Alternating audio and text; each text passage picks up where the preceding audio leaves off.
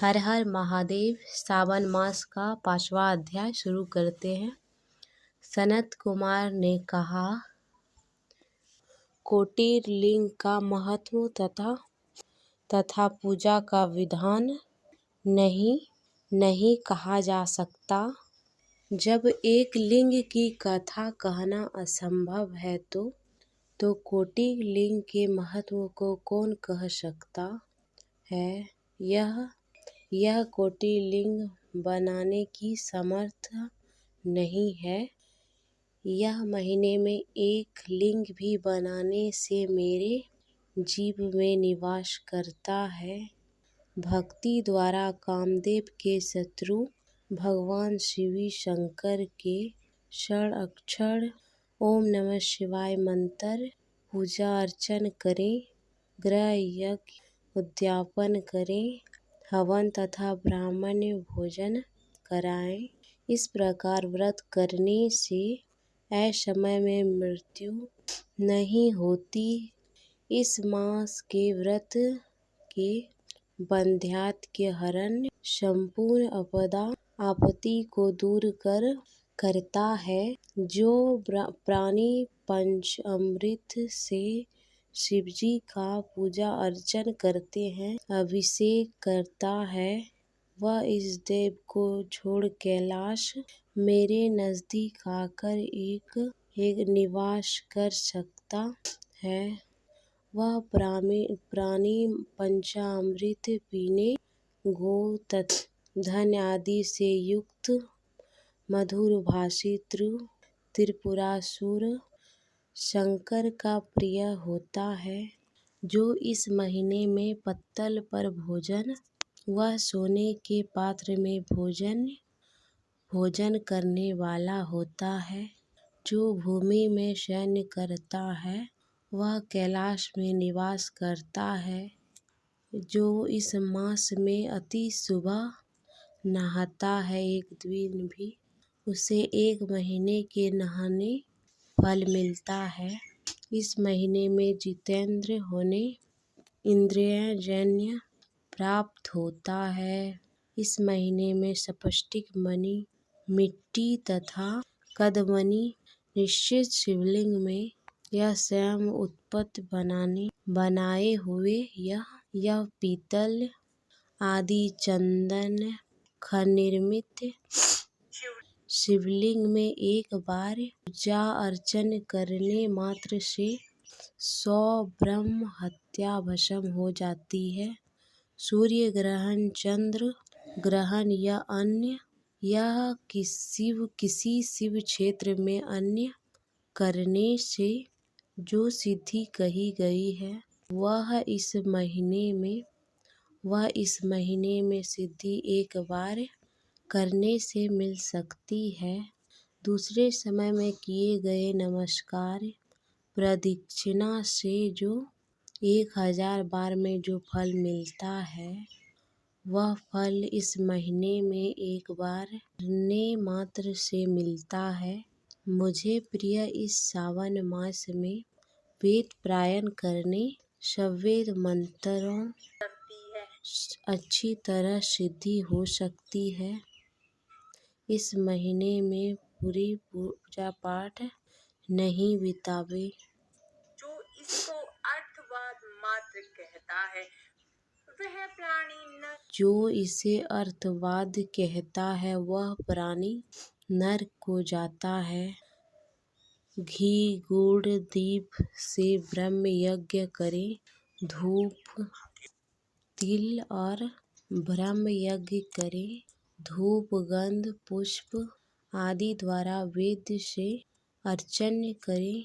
शंकरों के उचित रूपों का ध्यान कर शक्ति द्वारा कोटि होम और आयुध हवन करें। मंत्रों से हवन करें। इसी का नाम गृह यज्ञ है। हे सनत कुमार, मैं वार व्रत कहता हूँ, आप सुने। मैं पहले रविवार व्रत को कहूँगा। परिष्ठान पूर्वे रमणीक प्रतिष्ठान पूर्वे कर्मा नाम का एक दरिद्र ब्राह्मण रहता था। वह भिक्षा पर ही गुजारा चलाता था। एक दिन सुकर्मा ब्राह्मण ने घूमते हुए किसी गृहस्थ के घर में स्त्रियों को देखा। वह स्त्रियां आपस में मिलकर रविवार के उत्तम व्रत कर रही थी। उसी समय उस ब्राह्मण ने उन स्त्रियों ने अर्चन को जल्द ही ढक लिया। उस ब्राह्मण ने उन स्त्रियों से अर्चन विधि जानने की जिज्ञासा कही। हे साध्वी स्त्रियों, आप सबने क्यों इस व्रत को ढक दिया? आप दयालु हैं, मुझ पर कृपा करें, इस व्रत की विधि कहें। अपनी अवस्था से मैं दुखी हूँ। इस उत्तम व्रत को सुनकर मैं भी व्रत करूँगा। इस व्रत के विधान तथा फल को कहिए। स्त्रियों ने कहा, हे द्विज, प्रमदवाद, भक्ति, विष्णु हीनता, अनास्तिक, इस व्रत को तुम कैसे दे? उनकर ऐसी वाणी सुनकर ब्राह्मण ने कहा, हे स्त्री, मैं ज्ञानी तथा भक्ति युक्त उत्तम व्रत को करने वाला हूँ। इस प्रकार उसकी वाणी सुन स्त्रियों, एक बूढ़ी स्त्री रविवार के व्रत तथा विधि उससे कही। सावन मास के शुक्ल पक्ष के पहले रविवार मौन होकर उठे तथा शीतल जल स्नान करें। तय कर्म कर पान के पत्ते पर 12 परिधि वाला मंडल लिखे। उसको लिखे लाल चंदन द्वारा सूर्य नारायण तुल्य गोलानाम्य आकार लिखे। उस मंडल में संज्ञा नाम्य स्त्री के सूर्य के लाल चंदन से पूजा करें। घुटना जोड़ भूमि पर स्थित हो। सूर्य के 12 मंडल पर अलग अलग चंदन से युक्त लावा या जपा पुष्प से युक्त रुद्राक्ष अध्याय को जपा पुष्प उपचार खान शकरा सूर्य के मंत्रों को कहकर सूर्य के 12 मंत्रों को कर सत्वन 12 बार नमस्कार कर 12 बार प्रदक्षिणा कर 6 सूतों को एक में मिलाकर 6 ग्रंथि लगाकर उस सूत्र को सूर्य नारायण अर्पण करें। उसे अपने कंठ में बांध ले। 12 फल से सब स्नान ब्राह्मण को दे। इस व्रत की विधि किसी से नहीं कहनी चाहिए। यह व्रत के करने से निर्धन प्राणी धन्यवान एवं पुत्रहीन प्राणी पुत्रवान हो जाता है। इस प्रकार सावन मास में 4 रविवार या 5 होने से संपूर्ण फल की इच्छा उद्यापन करें। इस प्रकार व्रत करने मात्र से सिद्धि होती है। उन ब्राह्मण उन साध्वी स्त्रियों को नमस्कार कर अपने घर चला आया।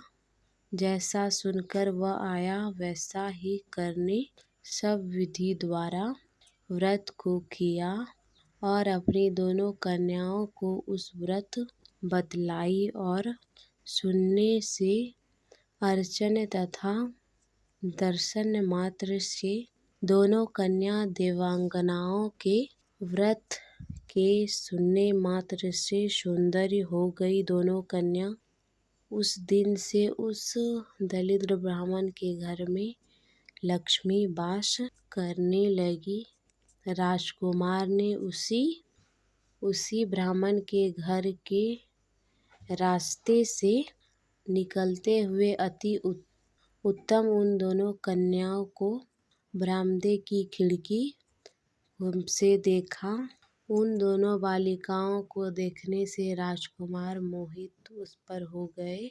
क्षणभर वहीं राजा ने ब्राह्मण को बुलाकर अपना आदेश सुनाया। ब्राह्मण मान गया। उनका विवाह संपन्न हो गया। राजकुमार से कर दिया और अपने महल ले गए। 5वां सावन मास का कथा अध्याय 5वां समाप्त हुआ।